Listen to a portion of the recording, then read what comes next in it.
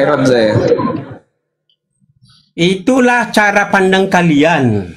Kok cara pandang? Makanya kami ini cara pandangnya menggunakan akal pikiran, Bang. Bukan menggunakan apa namanya? Bukan menggunakan ajaran iblis, bukan menggunakan ajaran persekutuan iblis gitu loh. Gitu loh. Menurut kalian lah itu iblis, kalau kami enggak lah. Ya, datanya seperti itu gimana? Karena ya, orang yang dihukum itu adalah karena orang yang dihukum itu adalah orang yang berdosa, Bang. Gitu loh. Nah, gini dulu. Yesus itu berdosa atau tidak sehingga dia harus dihukum? Ini dulu. Kan begitu. Jadi kamu tahu berdosa atau tidak itu Yesus? Ya, makanya Yesus itu berdosa atau tidak kalau dia dihukum? Tidak berdosa. Kalau dia tidak berdosa, kenapa dia dihukum? Nah, disitulah perlu kita meneliti dengan iman yang teguh. Iman yang teguh untuk gigimu tuh. Ah, gigi lagi kan? Berarti kau udah benci. Sekarang saya tanya, yang menyuruh Anda menuhankan Yesus itu siapa? Ya. Yang memerintahkan Anda menuhankan Yesus siapa? Tidak usah diperintahkan kita menuhankan Yesus, kita punya pilihan sendiri. Kau memang sudah gitu. Atas perintah siapa Anda menuhankan Yesus, Bang, sebagai Tuhan? Atas perintah siapa? Itu urusan saya lah. Loh, kita kan ngobrol diskusi, Bang. Atas perintah siapa? Ngobrol diskusi. Nanti kalau aku bilang nanti kau jadi benci lagi sama aku nanti. Bun, kalau bisa Bun, kita kasih tahu dia ini gitu loh. Bang, saya sudah enggak nanya, saya skip semua lah, saya buang semua sudah itulah. Saya buang semua, saya skip. Kita biar maju lagi.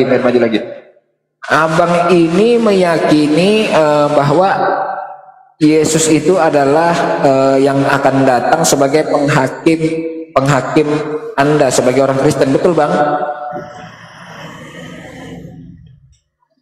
Abang meyakini hari penghakiman atau tidak? Ya. Ada hari penghakiman itu, ada. Nah, Abang menurut Abang siapa nanti yang akan datang sebagai hari penghakiman yang adil itu buat orang Kristen?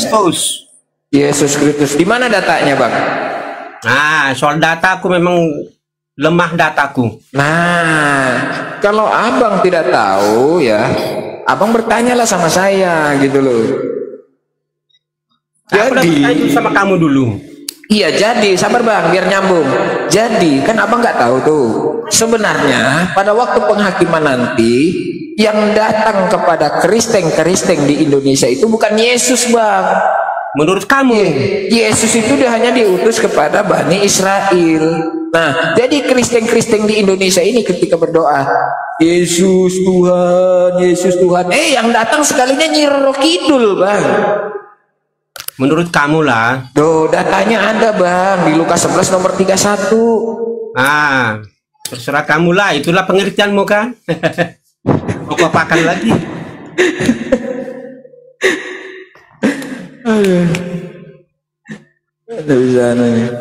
Siapa aku bilang apalah mujizat yang terkenal terpuji dari Muhammad, itulah dulu gimana? Al-Quran. Nah, Al-Quran aja kan, satu aja kan? Gak tahu lah kayak mana caranya. Iya, tapi ya syariat, ajaran di dalamnya banyak diterapkan di berbagai negara, Bang. Bahkan di Universitas Harvard pun ada diajarkan syariat di dalam ajaran di dalam Islam itu ada diterapkan di dalam universitas tersebut gitu loh ya. Gitu loh, Bang. Yang jadi pertanyaan, mukjizat Yesus itu apa yang masih berguna buat saat ini? Apa yang bisa dimanfaatkan sampai saat ini? Apa mukjizat dari Yesus yang bisa dimanfaatkan sampai saat ini? Apa? Ya, kepercayaan kita kepada Yesus lah. Kalau berbicara tentang kepercayaan itu nggak bisa didiskusikan. Yang saya tanyakan, mukjizat Yesus yang bisa digunakan sampai saat ini apa? Kepercayaan kita tentang perbuatannya, bahwa dia selama hidup berbuat baik dan tidak berdosa, walaupun dia dihukum mati, digantung, dia tidak memberontak, kan gitu. Tidak berdosa tapi dihukum mati. Nah, aku malas, Bun. Bingung aku muter nggak ini. Ini Jelaslah kalian itu asal dihukum mati pasti berdosa, dihukum mati pasti itu menurut kalian kan gitu. Ya, izin ya, saya ambil alih dulu ya, izin abang-abangku ya, Darian. Begini, tadi saya karena kebetulan lagi makan, saya mau menjawab yang dipertanyakan sama Iban ya, Iban Sinurat, akhlaknya baginda Rasulullah menikahi Aisyah, Siti Aisyah berumur 6 tahun. Ya. Memang ada satu riwayat hadis, kalau nggak salah hadis Bukhari, yang pada waktu itu mengatakan bahwa Siti Aisyah itu diserahkan kepada baginda Rasulullah itu oleh ibunya Siti Aisyah itu berumur 6 tahun. Tetapi banyak para ulama-ulama, Bang Seniper tolong di-mute dulu ya. Adek, diam dulu adek. Banyak para ulama pada waktu itu mengkritik hadis itu ya. Kenapa dikritik? Karena yang meriwayatkan hadis itu, yang mengatakan itu pada waktu itu cuma satu orang yang bernama siapa namanya tuh? Siapa namanya? Bin Urwah itu, Hisham bin Urwah. Nah, pada waktu Hisham bin Urwah itu berumur 71 tahun. Beliau pada waktu itu sudah uzur, yang tingkat pengingatannya itu sudah menurun, alias pikun. Ya, contoh Iban, kalau saya bertanya kepada mama saya, yang notabene-nya sebenarnya umurnya belum sampai 70, kalau saya bertanya, "Mak, saya lahir tahun berapa, tanggal berapa, bulan berapa?" Beliau tidak ingat lagi tuh. Iya. Nah, pada waktu itu dia bercerita bahwa saya itu menikah umur 15 tahun. Hanya mama saya sendiri yang cerita misalnya. Tetapi dia tidak mengingat lagi. Kalau saya tanya saya lahir tahun berapa, dia tidak tahu lagi. Nah, pada waktu itu yang mengatakan itu adalah Hisham bin Urwah. Dia yang notabene-nya memang sudah uzur, yang sudah pikun, Bang Nurat. Makanya kenapa hadis itu pada waktu itu dikritik. Makanya dikatakan Bunda Aisyah, Siti Aisyah tidak berumur 6 tahun pada waktu menikah dengan baginda Rasulullah. Karena hanya satu orang yang mengatakan. Apakah orang yang mengatakan orang yang sudah uzur, yang mengatakan itu wajib kita percayai? Tidak. Contoh Bang Nurat, kalau sudah berumur 50 tahun ke atas saja, pasti sudah ada pikun-pikunnya juga. Betul? Sekarang aja ada pikun. Jadi di situ dijelaskan bahwa memang pada waktu itu yang bernama Hisham bin Urwah, dia waktu itu hijrah ya ke Irak. Nah, dia mengatakan di situ bahwa Aisyah berumur 6 tahun ketika dinikahi baginda Rasulullah. Nah, pada waktu itu beliau memang sudah berumur 71 tahun yang memang notabene-nya sudah uzur. Jadi hadis itu memang dikritik pada waktu itu bahwa tidak benar Siti Aisyah berumur 6 tahun. Tetapi apa yang bisa kita ambil dari poin itu? Begini Bang Ibanku. Di Indonesia ini adalah negara yang memberlakukan undang-undang. Dulu tidak ada batas pernikahan. Tapi kenapa sekarang ada? Ya, karena ditakutkan pernikahan muda ini yang notabene-nya yang belum waktunya dia harus melahirkan, yang belum notabene-nya dia harus berumah tangga. Jadi kalau nggak ada undang-undang yang memberlakukan itu, bahaya nanti bagi kaum wanitanya. Tetapi apakah pada waktu zaman baginda Rasulullah ada yang namanya undang-undang sekian umur wanita boleh menikah? Bahkan kita tidak tahu baliknya seorang wanita pada waktu dia datang bulan itu berumur berapa, kita nggak tahu. Apakah dia berumur 6 tahun, 7 tahun dia sudah haid, kita nggak tahu. Apalagi orang-orang di luar sana itu postur badannya itu postur yang besar-besar, tidak seperti orang Asia. Tengok orang Amerika tuh. Anak SD aja sudah kita lihat seperti anak SMP. Saking besarnya. Malahan di orang Asia, anak SMP seperti anak SD. Jadi begini, Iban Nurat ya. Kalau Iban kan katanya belajarnya melalui komal-komal, mendengarkan melalui komal-komal. Jadi saya tidak menyalahkan ketika Iban itu berpikiran negatif kepada Nabi kami. Ketika Iban mendengarkan dari saudara-saudara Iban sendiri itu mengatakan baginda Rasulullah menikahi Siti Aisyah yang berumur 6 tahun. Karena apa? Karena ada sebagian memang Kristen ini tidak mau menerima kebenaran, kenyataan bahwa yang saya katakan tadi, ada seorang yang sudah uzur, yang sudah tua, yang sudah pikun, yang mengatakan bahwa Siti Aisyah berumur 6 tahun. Hanya satu orang yang mengatakan, yaitu siapa? Hisham bin Urwah. Tidak ada lagi orang-orang lain yang membenarkan bahwa Siti Aisyah menikah dengan baginda Rasulullah itu berumur 6 tahun. Tidak ada. Hanya satu orang. Makanya hadis itu dikritik pada waktu itu. Dikritik. Ada kok datanya. Terus, yang kedua, apakah pernikahan baginda Rasulullah kepada istri-istrinya itu menjadi satu polemik atau perdebatan pada waktu di zamannya? Pada waktu di kaumnya? Tidak ada sama sekali. Tidak ada sama sekali. Yang ditentang oleh orang-orang Quraisy pada waktu itu kepada baginda Rasulullah adalah dakwahnya. Dakwahnya. Mereka pada waktu itu tidak ingin Islam itu tersebar. Dulu mengerikan. Pada waktu baginda Rasulullah itu menyebarkan berdakwah Islam ini mengerikan, banyak di situ yang dibantai pada waktu itu. Karena mereka tidak menginginkan adanya Islam di negeri mereka. Dakwahnya pada waktu itu yang ditentang orang itu, sehingga berperang.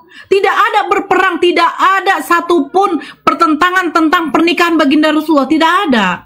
Bahkan zaman dahulu baginda Rasulullah itu, ya, itu masih diberlakukan namanya perkawinan mut'ah. Betul itu. Pada waktu zamannya baginda Rasulullah itu ada pernikahan mut'ah, ada pernikahan kontrak, ada. Tetapi beliau bukan pelaku pernikahan kontrak.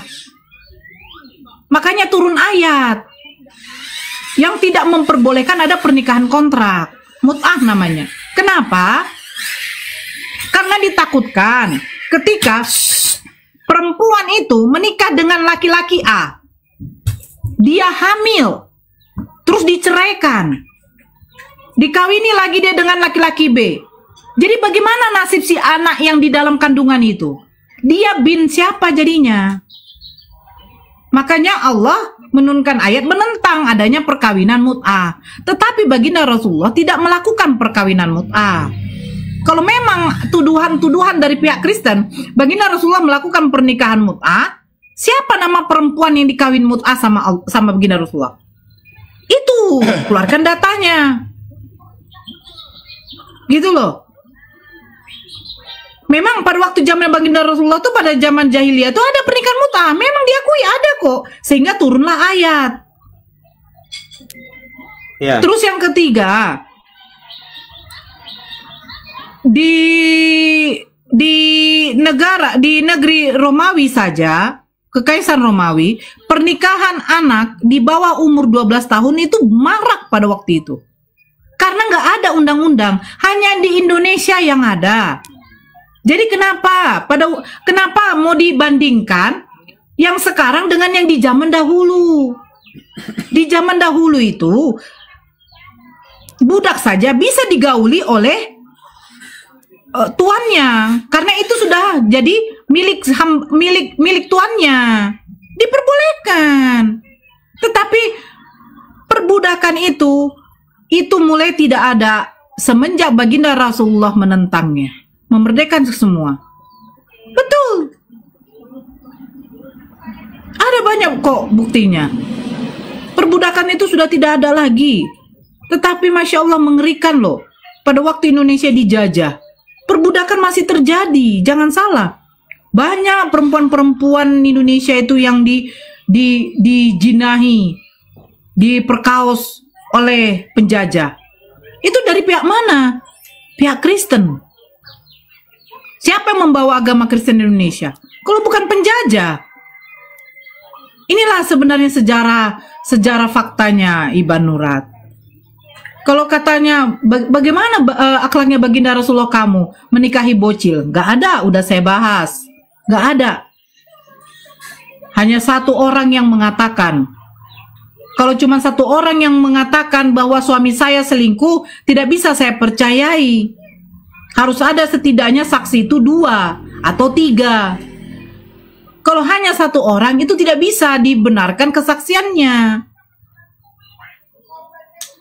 Contoh Bang Nurat, kalau ada yang mengatakan, oh Lai, ku tengok yang tadi Itoku itu jalan sama laki-laki gandengan tangan, satu orang yang mengatakan. Apakah langsung Ito percaya, Lai Iban percaya? Tidak mungkin. Tapi kalau ada 3 orang di situ, wih benar loh Lai, ku tengok juga mereka pegang-pegangan tangan. Yang satu, wih benar. Nah itu baru bisa dipercaya. Nah, yang mengatakan Siti Aisyah berumur 6 tahun hanya satu orang. Itu pun orang yang sudah tua, yang berumur 70 tahun ke atas. Mama saya saja berumur hampir 60. Kalau berumur 60 lebih, saya tanya, Mama ingat nggak tanggal lahir saya? Mana lagi ku ingat kau? Katanya, ya wajar, karena apa? Daya ingatannya itu sudah melemah. Begitu Ibanku. Ya silakan. Nah, jadi terima kasih penjelasannya. Tapi sekarang maaf dulu ya, apa efeknya dengan banyaknya istri Muhammad dengan sekarang? Yang sekarang ku tahu di berita-berita, dia adalah di Jawa, di pesantren ini 20 diperkosa, baru-baru ini dipulangkan lagi nangis-nangis karena diperkosa pala guru santrinya, di Medan juga, di Padang juga. Itu dari mana kok nggak bisa kalau nggak dari sana? Itu pikiran saya loh ya. Nah itulah. Apa-apa. Itu berita-berita yang saya dengar loh, berita-berita baru-baru ini semua. Bencinya itu luar biasa sebenarnya. Makanya yang diangkat itu. Nggak apa-apa Bang. Sebenarnya dia santai tapi sebenarnya benciannya itu luar biasa sebenarnya. Lanjut. Tidak. Ya, maaf, aku tidak ada benci. Aku hanya baca berita. Ya nggak apa-apa, nggak apa-apa. Santer di Tito ini kok masih kusimpan itu. Ada yang di Kinubango terbang itu ada sampai 14 orang katanya dipulangkan nangis-nangis keluarganya karena dikerjai oleh guru-guru santrinya. Bukan hanya di situ, Sumatera, Jawa itu yang apa memang. Tapi nanti kita tengok berita lah nanti. Nah itu rasa itulah makanya jadi kalau nggak ada dulu itu berarti nggak sampai sekarang gitu. Dan mengapa sekarang Muslim boleh beristri 1 dan 2 sampai 3 sampai cerai? Nah itu maaf ya, maaf. Iya nggak apa-apa. Ya nggak apa-apa Iban. Jadi begini Iban ya. Sebelum diturunkan ayat soal poligami, pada waktu itu memang tidak ada batasan. Bukan baginda Rasulullah saja loh. Jangan lupa, bagaimana dengan Salomo? 700 istri, 300 gundik. Ya kan? Nah, bagaimana dengan Daud? Bukan baginda Rasulullah saja loh. Jangan diterapkan yang banyak istri itu hanya kepada baginda Rasulullah. Sebelum pun zamannya baginda Rasulullah, pada waktu zaman jahiliyah, beristri banyak itu tidak dipermasalahkan. Nggak dipermasalahkan itu loh. Sehingga turunlah ayat yang tidak memperbolehkan adanya istri lebih dari 4. Tetapi itu hanyalah solusi, bukan sunnah, bukan wajib. Kalau di dalam Al-Quran itu dikatakan poligami adalah wajib, poligami adalah sunnah, saya yakin perempuan di muka bumi ini habis semua. Karena apa? Sunnah dikerjakan pahala, wajib dikerjakan itu kalau wajib itu hukumnya harus wajib, harus sama seperti sholat wajib hukumnya, berpuasa di bulan suci Ramadan wajib hukumnya. Apakah poligami wajib? Tidak. Apakah poligami sunnah? Tidak. Itu hanyalah solusi bagi orang yang rumah tangganya satu, dia bertahun-tahun menikah dengan istrinya tidak memiliki keturunan. Allah mengizinkan kamu berpoligami. Untuk apa? Untuk mengadakan keturunan. Mustahil kita menikah pada pasangan kita tidak ingin memiliki keturunan. Pasti kita ingin memiliki keturunan. Terus yang kedua, diizinkan berpoligami kalau apa? Berlaku adil. Bisakah kau berlaku adil kepada istri-istrimu kelak? Kepada anak-anakmu kelak? Kalau memang tidak bisa berlaku adil, sebaiknya cuma satu. Kan itu perintah. Tapi kalau rasamu uang kamu sudah cukup, hasrat kamu terlalu menimbun, istri kamu tidak bisa meladeni terlalu berlebihan, mungkin karena ada penyakit, nah silakan, tidak dipermasalahkan, asalkan bisa berlaku adil. Kalau nggak bisa berlaku adil, ngapain kau ngotot mau kawin sana sini, sementara kau punya ekonomi tidak cukup. Seperti itu Iban. Terus ya. Terus baginda Rasulullah itu pada waktu itu menikahi janda-janda itu bukan kayak kita sekarang. Cari yang muda, ketemu yang glowing, ada dada yang montok, pantat bahenol, jatuh cinta dia. Iya Iban. Ini nggak usah munafik kita. Iya kan? Iya. Nah, akhirnya apa? Dia mengeluarkan dalil. Dek, izinkan abang menikah, dek. Kalau kau nggak izinkan abang menikah, dek, nanti kau berdosa, dek. Karena surganya istri itu salah satunya izinkan suaminya berpoligami. Nah, tidak seperti itu. Pada waktu zamannya baginda Rasulullah itu adalah zaman perang.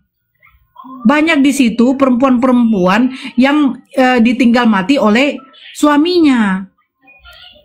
Nah, bagaimana cara Allah itu untuk menyelamatkan janda-janda ini? Ya udah diizinkan menikah. Untuk apa? Ya untuk berdakwah. Bukan berarti untuk nafsu. Yang dinikahi baginda Rasulullah bukan orang-orang yang masih muda montok-montok, nggak ada. Lebih tua. Yang muda itu cuma Aisyah. Iya, itu pun yang perawan. Yang lainnya semua janda loh. Janda semua. Janda tua-tua Siti semua. Khadijah janda, iya. Yang paling muda, yang perawan yang didapat baginda Rasulullah cuma Siti Aisyah. Jadi, bedakan pernikahan yang sekarang poligami dengan poligami yang zaman dulu. Zaman dulu itu memang kalau zamannya baginda Rasulullah itu hanyalah untuk semata-mata untuk dakwah. Tapi sebelum zamannya baginda Rasulullah sudah banyak pernikahan-pernikahan poligami yang lebih dari 5, 9, 10, bahkan mungkin ada yang 1 lusin. Salomo saja 1.000 loh, 700 istri, 300 gundik. Tetapi apakah Allah menentang itu? Tidak. Nah, sehingga turunlah ayat yang membatasi poligami hanya 4. Itu tujuannya apa? Allah memberikan solusi kepada pernikahan ini biar jangan ada perceraian. Kamu sudah 20 tahun kunikahi kau. Kita belajar dari Nabi Ibrahim alaihissalam. Ketika Siti Sarah lama tidak mempunyai momongan, apakah langsung diceraikan oleh Nabi Ibrahim? Tidak. Allah memberikan solusi. Gitu loh. Apakah Siti Sarah pada waktu itu mengamuk? Oh, saya tidak izin, saya tidak mau kau menikah lagi. Tidak. Nah, ini adalah ujian berat bagi seorang wanita ketika mengizinkan suaminya berpoligami. Karena apa? Karena mungkin ada kekurangan dari kita si istri. Gitu loh. Jadi maka bagaimana di dalam Kristen solusinya? Ketika bertahun-tahun berumah tangga, tidak punya anak, maaf kata Iban, terjadilah kecelakaan atau terjadilah kemalangan, si istri ada mengidap penyakit yang tidak boleh digauli oleh suaminya. Apa solusinya? Coba kita berpikir dulu secara logika, Iban. Ya, ada betul. Solusinya mereka di situ, Bun. Iya, kita dianjurkan untuk setia memang. Di Islam tuh setia sama istri pertama, tetapi diizinkan untuk sebentar ya Bang, sebentar sedikit aja. Diizinkan untuk menikah lagi karena apa? Karena Allah tuh memberikan solusi bagaimana hasrat dari si laki-laki ini tersalurkan tanpa adanya perzinahan. Terus bagaimana biar ada juga keturunannya? Karena istri pertama notabene-nya memang tidak bisa lagi memberi keturunan dan notabene-nya tidak bisa lagi untuk digauli atau dicampuri oleh suaminya karena ada penyakit. Nah, Allah memberikan solusi seperti ini, tetapi dengan syarat berlaku adillah kamu. Karena apa? Karena suatu saat nanti di akhirat istri-istrimu ini dengan anak-anakmu ini adalah tanggung jawabmu nanti di kelak di akhir zaman. Oke, boleh aku mau ngomong? Iya, silakan Iban, silakan. Nah, Ya. sabar. Begini sedikit juga Bunda, sedikit sebelum ke Bang Sinurat ya. Anda kan mengutip-ngutip mencocok-cocokkan ketika Nabi Muhammad itu menikah banyak istri lah bla bla bla bla begini, terus Anda larikan ke pesantren yang banyak begini-begini ya. Aja itu oknum ya. Jadi kalau Bang Sinurat itu ingin mengapple-to-applekan sesuatu itu jangan kepada oknumnya, tetapi kepada ajarannya, kan begitu. Nah, kalau mau mengapple-to-applekan kepada oknumnya ya, pemerkosaan terbesar itu terjadi di dalam gereja. 3.330.000 orang ya, anak yang menjadi korban pelecehan di gereja di Perancis. Coba lu bayangin 3.300 berapa? 330.000 orang anak menjadi korban pelecehan di gereja di Perancis ya. Iya. Gitu loh. Kalau Anda mau mencari-cari kelemahan Islam ya dengan membawa-bawa oknum ya, itu nggak baik gitu loh. Kalau kami mau mengkutip-kutip itu, kutip saya penuh dengan pelecehan terhadap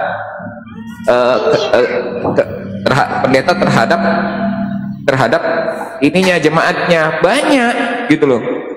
Sudah. Gitu loh. Bahkan begini Bang ya, Tuhan itu sudah mengkutuk kaum Sodom. Tuhan itu sudah mengkutuk kaum Sodom gitu loh. Karena ajaran tersebut dikutuk oleh Tuhan, kan begitu. Tetapi kenapa ajaran tersebut justru diberkati oleh kekristenan, diulangi lagi oleh kekristenan gitu loh. Sesatkah kekristenan ini sehingga merestui ajaran Sodom dan Gomora? Coba. Sudah? Jangan deh. Sesatkah ajaran Kristen ini sehingga memberkati kaum Sodom? Gitu loh. Karena Tuhan itu sudah mengkutuk kaum Sodom. Gitu loh. Kaum Lut. Kenapa kalian ulangi lagi gitu loh? Kenapa kalian ulangi lagi? Apakah ajaran kalian ini sudah benar gitu loh? Dengan merestui, dengan memberkati kaum Sodom dan Gomora, itu apakah ajaran kalian ini sudah benar? Gitu loh. Jadi kalau bahas tentang pernikahan ya, tentang pernikahan, sesuatu yang menikah itu enggak zina kok. Menikah itu enggak kotor kok. Menikah itu suci kok. Menikah itu suci. Ini loh Bun, otaknya karisteng oten botol ini ya. Kalau mengatakan pernikahan itu seolah-olah pernikahan itu kotor gitu loh, hina gitu loh. Iya betul. Pernikahan itu suci, ya. Tapi kalau misal ditambah sedikit ya, abang Sinurat, itu kata Bang Darian, kata Bunda Nora itu betul loh Bang Sinurat. Tapi jangan bawa oknum Bang Sinurat ya. Tapi sebelum kita itu ngomong, kita berkaca dulu Bang. Sebelum kita ngomong, Bang Sinurat, berkaca dulu kita terlebih dahulu. Betul nggak nih? Ada nggak ajaran kita ini yang lebih parah? Contoh. Izin Bunda ya, contoh di Brazil sana Bang ya, yang bermayoritas Kristen itu LGBT dimekarkan loh Bang, bayangin. Berpikir dulu Bang kalau ngomong ya, berkaca dulu kalau ngomong. Apa dalam Al-Quran? Afala ta'qilun? Apakah kamu tidak mengerti? Dikasih otak, berpikir dulu, berkaca dulu, baru ngomong. Begitu. Silakan Bunda, lanjut Bunda. Sudah berkaca aku Silakan sudah. Bang. Silakan nih Bang. Silakan. Itulah sejarahnya. Tapi di kitab kita masing-masing, Islam boleh 2-3 istri dan dipraktekkan Muhammad. Tapi Yesus yang datang lahir walaupun kalian itu berdosa, tidak pernah nikah dan hanya mengatakan hanya boleh satu istri. Sampai sekarang itu peraturan. Kalau ada di mana Yesus pribadi, Nggak apa-apa, Bang Darian, jangan dipotong. Bang Darian, jangan dipotong. Jangan dipotong, Darian. Ini asal ngomong sih orang ini. Silakan Bang Murad, nanti saya nanti tanggapi. Ya kan, emosi dia kan, tidak mau dengar dia. Nggak apa-apa Iban, nggak apa-apa. Nah, itulah. Itu pokoknya ajaran kami Tuhan Yesus tidak menikah dan berbuat banyak mujizat, berbuat baik maupun dihukum disalibkan dia tetap dia terima dan dia bisa semua. Tapi Muhammad banyak istrinya, berperang dan segala macam ini, dan sekarang dipraktekkan semua sampai banyak istri. Dan terjadi di pesantren itu, aku bukan hanya ngomong, tapi di berita-berita ada. Aku tahu dari berita, terus terang aja. Berita-berita. Dan adekku pun sekarang, anak adekku tidak mau dia. Nggak apa-apa. Anak adekku ada anaknya yang bercadari itu dari Lampung. Dulu dia sangat sopan, tapi tidak mengakui lagi apa yang kubantu sama dia. Dan salaman dengan aku, salaman harus ditutup tangannya. Inilah. Jadi aku pikir-pikir, mungkin dari ajaran dulu lah ya, dari sejarahnya itu. Kami dari Kristen gini, Yesus kami tidak pernah berbuat jahat, tidak berdosa, dan walaupun dia kalian bilang berdosa karena disalib, tidak apa-apa. Tapi Muhammad dari lahir terus berbuat dosa terus. Sampai sekarang tidak tahu di mana kuburannya katanya letak ya, maaf ini. Ya nggak apa-apa. Oke, saya izin ya, menjawab ya Ibanku. Oke, begini, di dalam Islam memang wanita itu harus dijaga auratnya.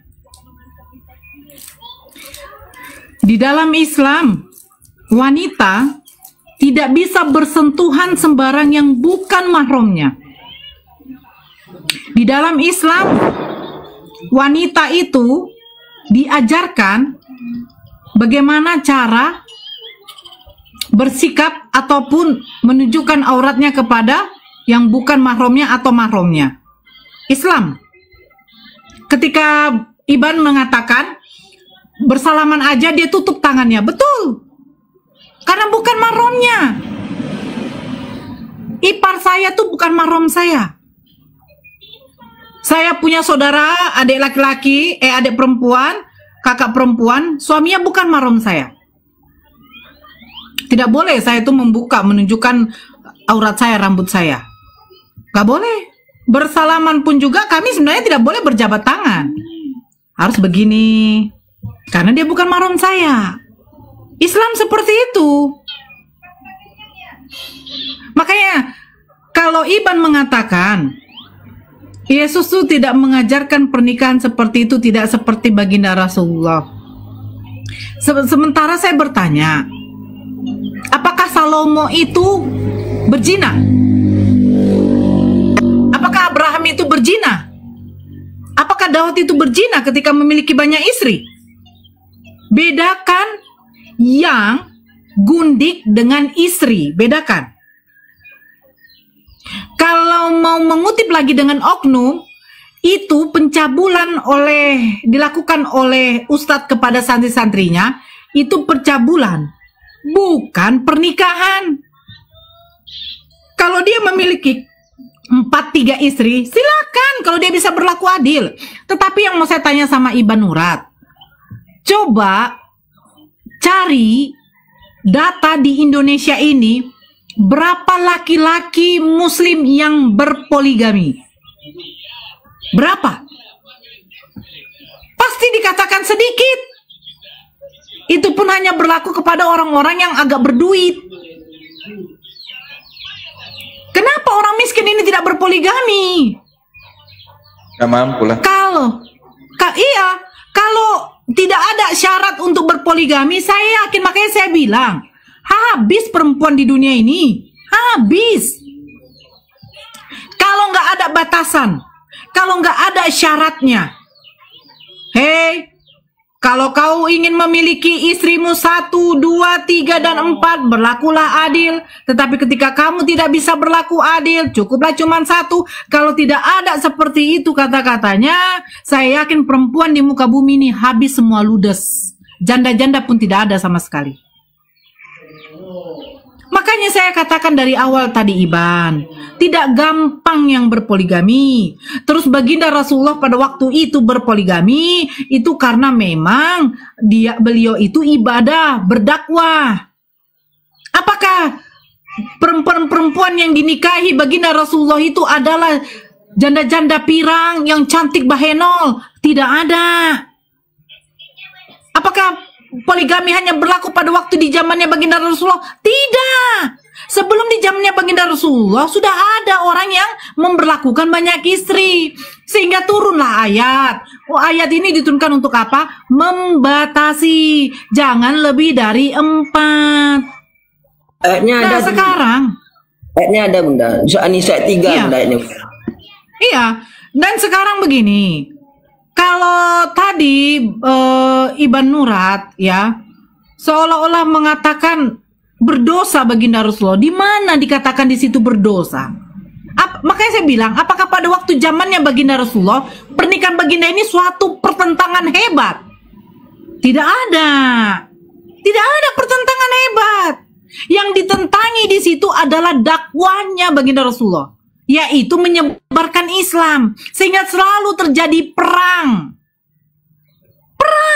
Yahudi dengan Islam, Kristen dengan Islam, perang orang-orang kafir itu pada waktu itu, biar Islam ini tidak tersebar.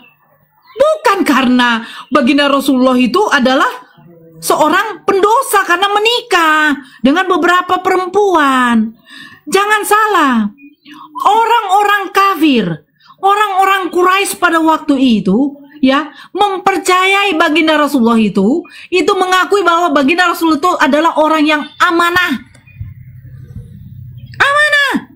terkenal juga dengan santunnya. Orang kafir itu mengakui. Jangan salah, bukan karena pernikahan beliau. Pernikahan beliau itu bukan suatu pertentangan pada zaman itu. Karena sebelum beliau datang pun juga, sebelum beliau ada, sudah ada juga perempuan-perempuan ini dikawini, dipoligami. Jangan salah Bang Nurat, ya Iban, kita tidak boleh mengatakan sesuatu yang kita dengar, terus kita ucapkan di sini, ketika sudah dibantah, dijawab, kita mengulangnya lagi. Saya pertegas, kalau memang kalian mengatakan bahwa memiliki 2-3 istri adalah perzinahan, pertanyaan saya, bagaimanakah solusi di dalam Kristen ketika perempuan yang kamu nikahi notabene-nya sudah 20 tahun, 15 tahun tidak bisa memiliki anak, sementara hasrat kau ingin memiliki anak. Terus kedua, ketika perempuan istri kamu mengalami suatu penyakit yang tidak bisa untuk digauli, apa solusimu? Jangan salah, jangan salah. Pada waktu itu yang dituliskan di dalam Bible kamu,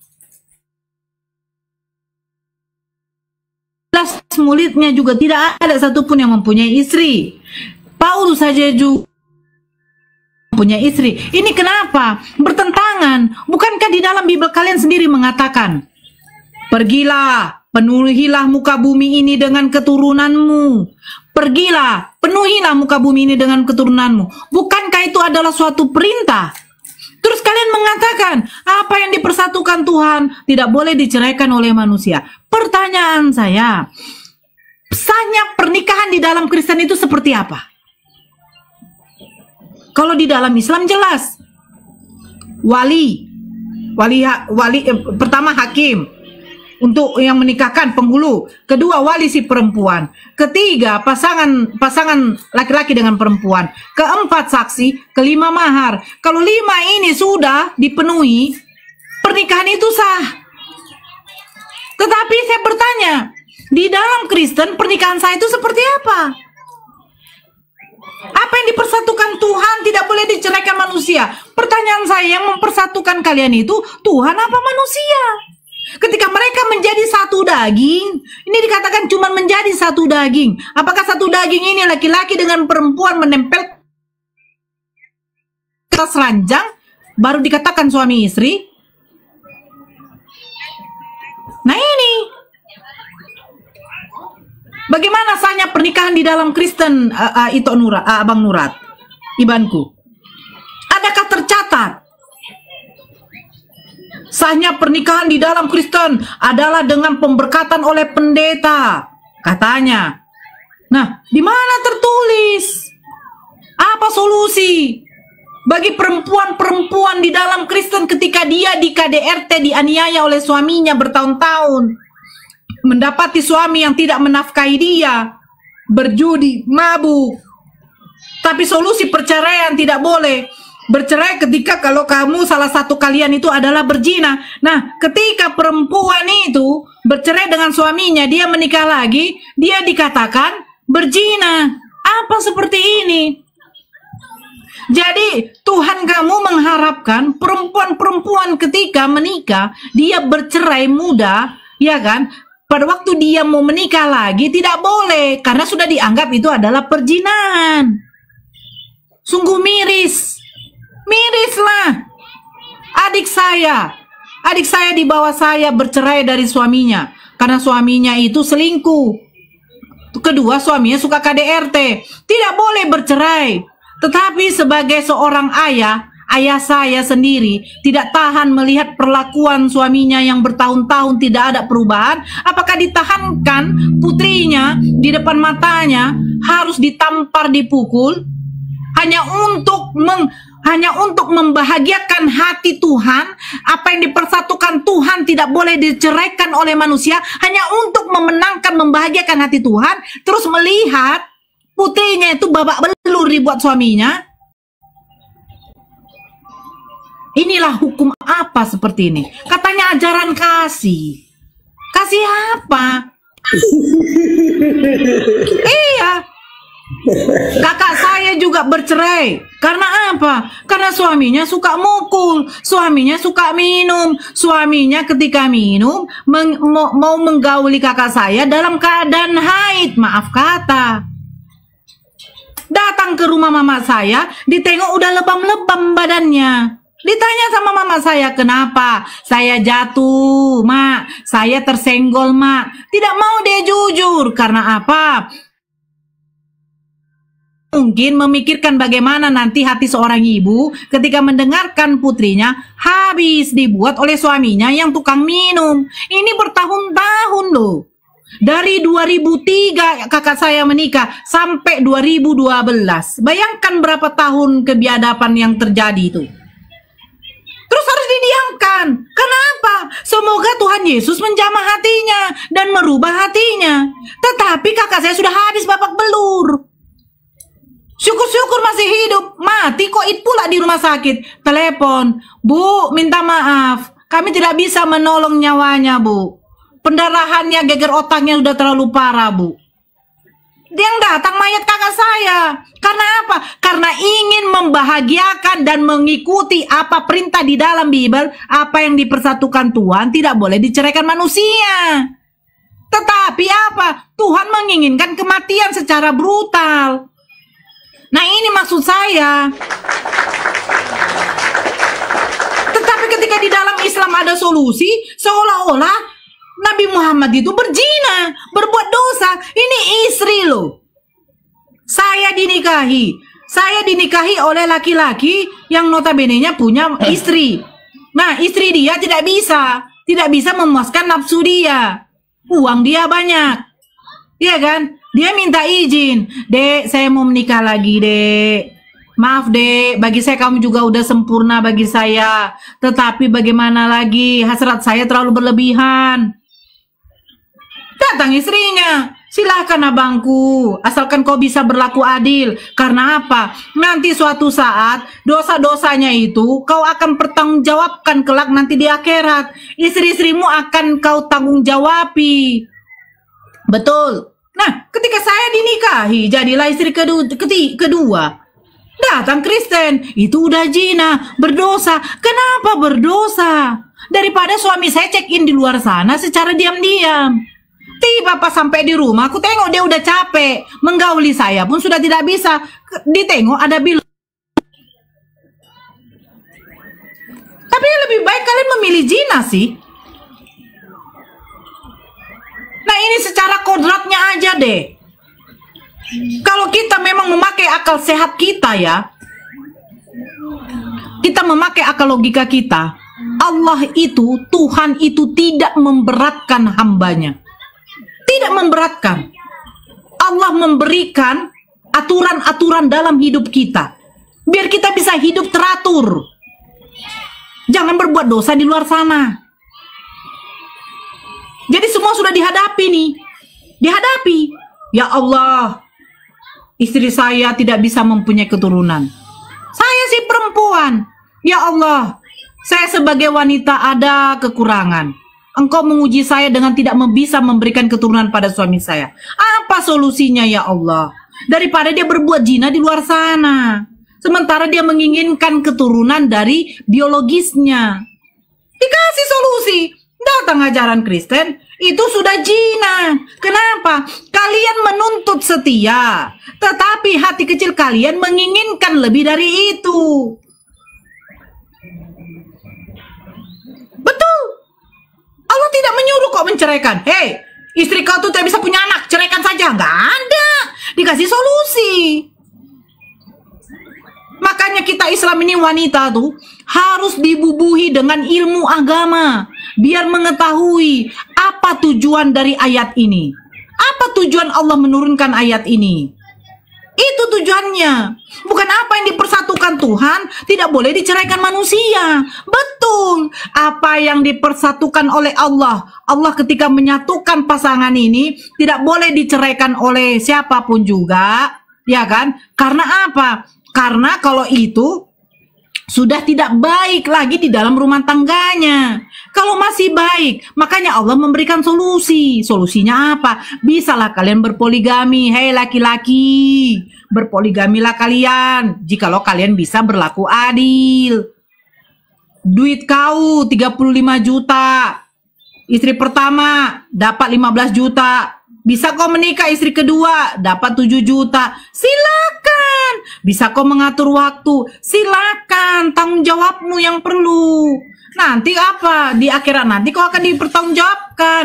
Bagaimana dengan si istri kau yang si A? Bagaimana dengan si B? Tanggung jawabmu bagaimana? Semua itu dipertanyakan. Nah, sekarang konteksnya di dalam Bible Anda. Apakah ada hukum ataupun ayat yang mengatakan apa yang dipersatukan Tuhan tidak boleh diceraikan oleh manusia dan tidak boleh kawin lebih dari satu?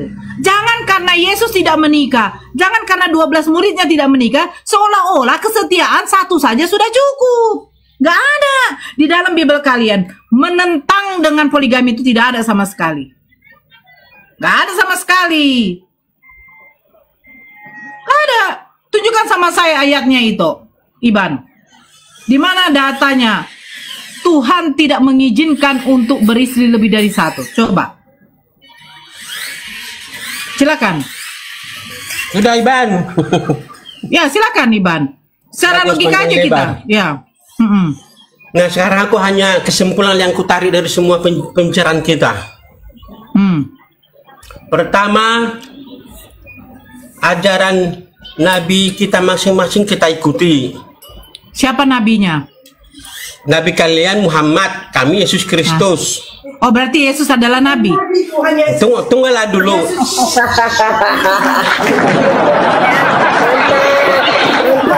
Marah-marah bininya, marah-marah bininya. Ini namanya benci dengan aku kalau bicaranya. Bunda, Tapi tidak apa-apa lah. pertama kali loh Bunda. Orang Tunggulah, sudah mulai lagi ngomong lagi. Belum bahwa lagi Yesus selesai itu sudah nabi. ngomong. Pertama kali Itu. serius. Tolong dulu Bunda itu apa ini? Kenapa langsung ngomong? Aku dari tadi diam, sudah 1 jam. Iya nggak apa-apa. Bunda Ritonang ngomong, aku diam terus. Tapi kalian Nggak itulah apa-apa, cara nggak kalian kan. Ya, jadi ajaran kita masing-masing. Kalau kami Tuhan Yesus Kristus, kalian Muhammad. Ajaran kami Tuhan Yesus Kristus itu tidak pernah kawin dan berbuat baik selalu. Itu ajarannya. Ajaran Muhammad seperti ini. Itulah ajarannya. Kembalilah ke personil masing-masing kita pribadi manusia yang sangat hina dina ini mengerjakan tugas kita masing-masing. Kalau kita ikuti ajaran Tuhan Yesus Kristus, kami seperti inilah. Kalau kalian ikuti Muhammad, seperti inilah. Tapi kalau fakta di lapangan berbeda-beda, itu adalah manusianya yang jadi apa? Itulah pikiranku sekarang. Jadi tergantung kita masing-masing. Kalau kalian ikuti Muhammad istri banyak dan boleh berlebih dengan cara ini, gitu. ajaran Muhammad lah. Jadi kalau kami dengan Yesus yang tidak pernah berdosa dan selalu berbuat baik, tidak pernah ada dosanya, walaupun dihukum mati, dia tetap rela demi menebus dosa manusia. Nah, itulah dariku terakhir ya. Jadi salam semua. Apa ini bocah? Tidak urus mau pergi. Udah. Asal ngomong aja, asal ngomong. Kamu nggak sadar ya, Bang? Ya? Di Kristen itu poligaminya besar loh. Di Matius 19 nomor 29. Di Lukas 18 nomor 29. Itu sejarah lah, itu sejarah. Udah, jangan usah apa. Masa ini yang perlu kita pelajari dari Nabi kita masing-masing. Kalau aku, yang saat ini yang kita pelajari dari Bang Sinurat, ini kita biar naik lagi sedikit. Bang Sinurat, terus maksud Anda Yesus itu nggak boleh kawin gitu? Memberi contoh tidak kawin. Kenapa kok nggak boleh kawin? Emangnya kita nggak boleh beranak pinak? Tanya sendirilah sama Yesus, tidak tahu aku. Iya, jadi Yesusmu ini benar atau enggak? Masa manusia nggak boleh beranak pinak? Ini Ya gimana urusan sih? mulai Kok itu. dilarang Yang kawin? penting ajaran Tuhan Kok Yesus dilarang nikah? Kristus tidak kawin, rasulnya tidak kawin. Terus Tuhan dan dia bilang kalau nikah terus Yesus tidak boleh menghendaki cerai, punya itulah. nonotnya itu buat apa gitu loh? Inilah nggak dengarkan dulu sama kalian semua. Bang, Abang Darian, beginilah Bang. Kristen itu kalau udah kalah kayak gitu. Kalian ini nggak mau dengar kan? Itu kan perumpamaan, Abang. Ya? Itu kan perumpamaan. Kayak gitulah Kristen tuh. lanjut. Selamat pagi ya Bunda Aritonang Nora. Pagi Bang. Bergabung bentar ya. Ini sambil Iya, kerja. silakan. Iya nggak apa-apa. Silakan. Ya, Abang Kristen ya. Iya. Tadi saya dengar di Alkitab itu banyak poligami. Apa nggak salah paham dia, salah menafsir itu? Oh jadi Salomo itu nggak poligami?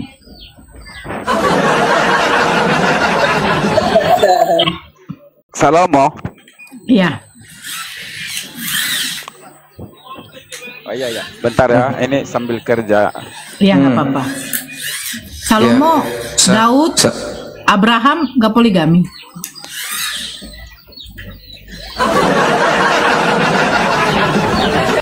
Iya lanjut dulu. Lanjut Darian. Iya, jadi bukan salah penafsiran atau Anda yang memang tidak paham gitu loh. Masa iya ada Tuhan melarang untuk menikah? Habislah kita ini kalau ada Tuhan melarang untuk menikah.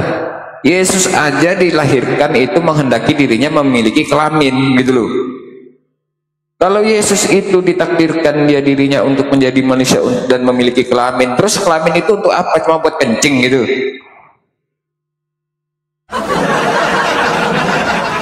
Jadi Gak boleh nikah gitu, gak boleh kawin gitu. Bukan untuk dipajang. Boleh saya ngomong bentar. Tadi ada apa? Gangguan bentar. Iya. Kenapa Anda membatasi Yesus dia tidak boleh menikah, sementara Yesus itu boleh lapar, boleh haus ya, boleh nangis, boleh netek, tapi kok gak boleh kawin? Kenapa? Orang ini. Bang Darian jangan dipotong. Silakan Batra. Kalau di rumah muslim ini memang gitu ya, asal ngomong. Po. Udah ngomong aja, orang dikasih kesempatan ngomong, udah ngomong aja. Udah. Salomo banyak istri, Daud banyak istri gitu ya. Ya. Itu sebenarnya kan ya Allah kan mengizinkan aja. Tapi Allah nggak menyuruh mereka banyak istri. Coba dicari ayatnya, ada nggak Allah menyuruh mereka kawin kan nggak ada. Oke, adakah di dalam Al-Quran juga Allah menyuruh untuk banyak istri? Tapi kan Muhammad kan jadi teladan bagi kalian. Makanya sampai sekarang diikuti. Karena mengikuti Allah, mengikuti Muhammad, mengikuti Allah. Itu konteksnya kita dalam bersyahadat pun ya memang. Begini Bang Batra, berarti Bang Batra ini dari tadi nggak nyimak. Pada waktu ayat itu belum diturunkan kepada baginda Rasulullah, pada waktu baginda Rasulullah belum menerima wahyu. Yang banyak istri itu bukan berlaku pada baginda Rasulullah saja. Banyak orang-orang kafir pada waktu itu mempunyai banyak istri dengan gundik. Jangan salah. Makanya baca dong fakta sejarah.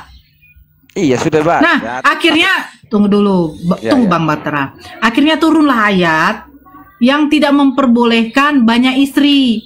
Siapa sih? Makanya saya bilang, ada nggak tertulis di dalam Al-Quran bahwa poligami itu adalah hukumnya wajib dan sunnah? Nggak ada. Kalau wajib itu harus, berarti dipaksa. Dipaksa kayak sholat, itu dipaksa sholat karena wajib hukumnya. Nah, apakah poligami wajib? Tidak. Jadi di mana datanya? Kalau di dalam Al-Quran, Allah menyuruh untuk beristri lebih dari satu. Nggak ada. Saya hanya mengatakan di dalam Al-Quran itu dicatatkan, jikalau kamu sanggup untuk berlaku adil, silakan. Kalau nggak bisa berlaku adil, jangan. Sebaik-baiknya satu. Allah mengatakan sebaik-baiknya satu. Tetapi di dalam Bible kalian adakah larangan poligami? Nggak ada. Apa yang dipersatukan Tuhan tidak boleh diceraikan oleh manusia? Pertanyaan saya, larangan poligami ada nggak? Mana datanya? Gitu loh, silakan. Ya, datanya kan dari sejak penciptaan kan sudah jelas, Bu. Masalah Allah itu mencipta harus berpasang-pasangan, Bu. Jadi nggak ada 2 pasang, 3 pasang. Artinya kita kan bisa menyimak. Kalau yang namanya sepasang berarti 1 istri 1 suami.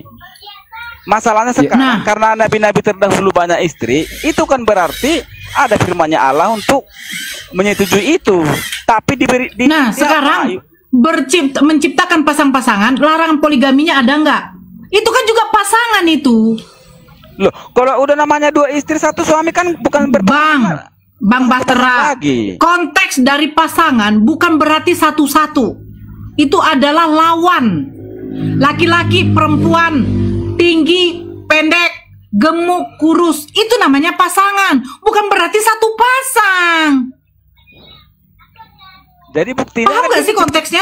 Loh, kan terbukti dia waktu menciptakan. Oke, sekarang di dalam Bible Anda ada dikatakan begini, beranak cuculah kamu, penuhilah muka bumi ini dengan keturunanmu. Pertanyaan saya, kenapa 12 murid Yesus tidak ada yang menikah? Oh, itu urusan pribadi. Bisa.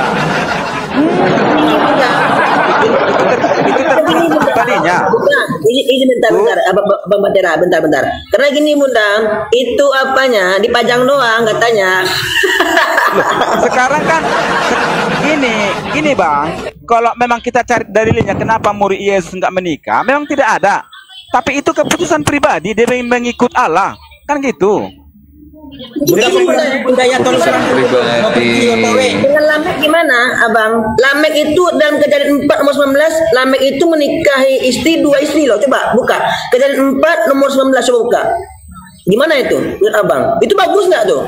Coba. Kan saya katakan tadi. Coba buka dulu Kejadian 4 nomor 19, coba buka. Bunda tolong keluarkan aku dulu. Kenapa? Aku mau TW, mau pergi. Ada urusan. Ya, kenapa Bun ya mereka ini seolah-olah bahwa pernikahan Kasih itu Bunda ya. ini ya, kenapa di dalam otak-otak mereka ini sebuah pernikahan itu dikatakan hina gitu ya, kenapa ya? Iya, tetapi itu ketika dikatakan keturunan Daud itu berzina, mereka bangga gitu loh. Bukan gini Bang, tapi faktanya kita lihat. Iya, faktanya keturunan Daud itu berzina, betul?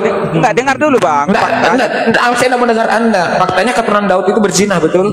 Oke, tapi Tuhan gak ada menyuruh. Nah, lebih baik mana berzina dengan menikah? Loh, kalau dia mau berzina itu urusan pribadinya. Nah, artinya keturunan Tuhan Anda itu dari keturunan berzina gitu. Ya nggak masalah kalau dia mau berzina. Ya nggak masalah. Artinya Tuhan Anda itu keturunan dari berzina gitu. Nanti suatu saat dia akan bertobat juga, Bang. Suatu saat mana ada yang sudah berzina dulu bertobat. Tapi kalau begini, Bang. Makanya oten sekarang lebih baik mereka itu zina daripada menikah. Itu di luar negeri banyak kebun.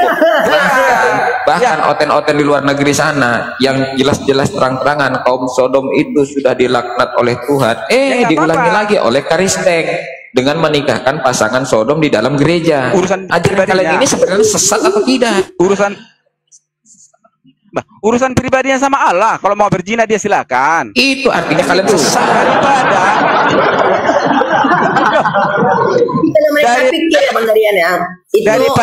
Daripada kawin Bang, Abang Batera. Ada itu Kristen, birawati itu dalam menikah.